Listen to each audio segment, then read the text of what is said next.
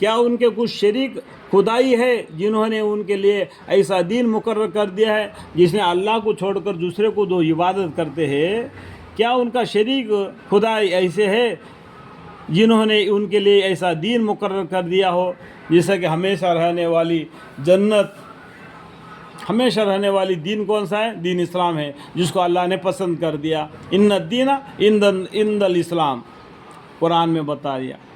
اور سورہ حضرت مریم علیہ السلام کو ابھی اللہ تعالی نے حکم دیا، یا مریم اقصدی وسجدی وقرئی مع الرائکین، اے مریم علیہ السلام اطاعت کرو کس کی؟ ایک اللہ کی۔ تم نماز پڑھو ان لوگوں کے ساتھ جو لوگ نماز پڑھتے ہیں۔ نماز کون پڑھتے ہیں؟ مسلمان پڑھتے ہیں۔ تو سجدہ کرو اور رکوع کرو ان اللہ کے سامنے۔ تو مریم علیہ السلام کو بھی اللہ تعالیٰ نے نماز پڑھنے کا حکم دیا تھا، یا مریم اقصدی وسجدی وقرئی مع الراکعین، ہے نہیں دیں گے۔ اور آخر جس کو خدا نے اجازت نہیں دی، ایسا دین مقرر کر دیا ہے جس کے خدا نے اجازت نہیں دی، اور یہ لوگ اپنے طرف سے اپنے باپ دادا نے بنا دیا تو اس کے پیچھے لگ لیے۔ ان کے گرنتھوں کو بھی پڑھنا چاہیے، ان کے مذہب کے کتابوں کو بھی پڑھنا چاہیے، اور قرآن کو بھی پڑھنا چاہیے، حق بات کو جاننا چاہیے، حق کے طرف آنا چاہیے، انسانیت کے طرف آنا چاہیے۔ اللہ تعالیٰ بولتے ہیں، حدیثوں میں بولتے ہیں، سبھی انسان برابر ہے۔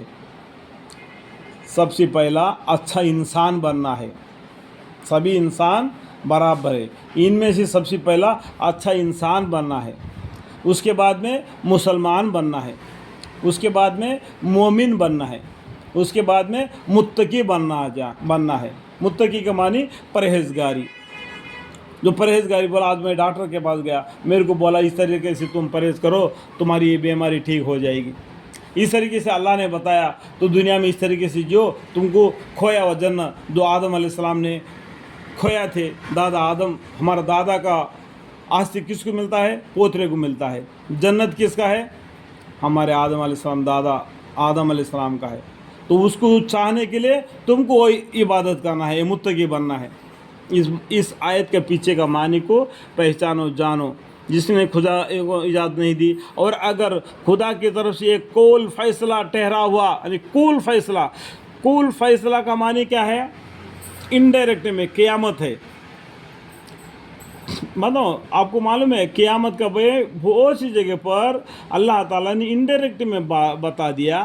ہمارے پیغمبر صلی اللہ علیہ وسلم کا نام بھی انڈائریکٹ میں بہت سی جگہ پر آ گیا، ٹھیک ہے۔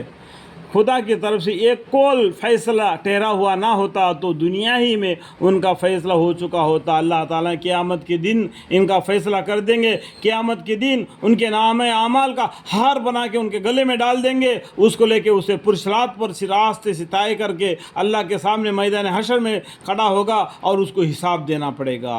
یوم ينظر المرء ما قدم يديه ويقول الكافر يا ليتني كنت ترابا۔ اس ٹائم پر کہے گا۔ اس ٹائم پر کہنے سے کیا مطلب ہے؟ دنیا تو کھو دیا، یہ ایک دن نکل گیا تو وہ نہیں آئے گی۔ یہ زندگی، یہ جوانی چلے گئی تو بڑھاپا آ جائے گا۔ بچپنا یعنی ماں کا گود میں رہ گیا، اس کے بعد میں کھیل کود میں رہ گیا، اس کے بعد میں پڑھائی میں رہ گیا، اس کے بعد میں جوانی میں آ گیا، اس کے بعد میں شادی کر لیا، اس کے بعد میں بچے ہو گئے تو بوڑھا ہو گیا۔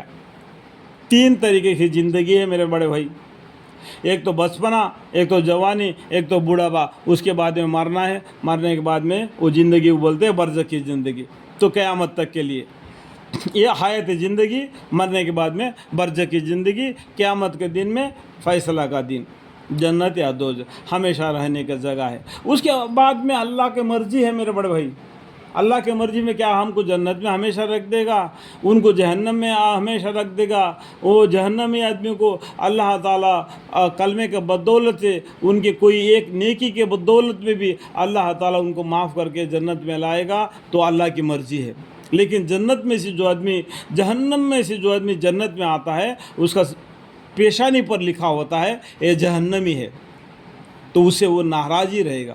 جنت میں ناراض نہیں، لیکن جنتی آدمی کبھی ناراض نہیں ہوں گے۔ لیکن جہنم میں سے جو آدمی آتا ہے نا، اس کا دل میں ایک کھٹکتا سا رہے گا، کیونکہ اس کا سینے پر اس کا پیشانی پر لکھا ہوگا یہ جہنمیوں سے اللہ کی مغفرت سے وہ جنت میں آ گیا، اس کا فکر اس میں دل میں رہے گا۔ تو وہ فکر نہیں ہونے کے لیے دنیا میں اعمال کرنا جنت کی۔ انشاءاللہ مجھے، میرے بیوی، میرے بچے، میرے پورے خاندان کو اللہ کی احکام کو پورا ادا کرنے والے بنائے، اور خدا کی راہ، خدا نے جو بتلایا راستہ، اس راستے پر چلنے کی توفیق عطا فرمائے، آمین۔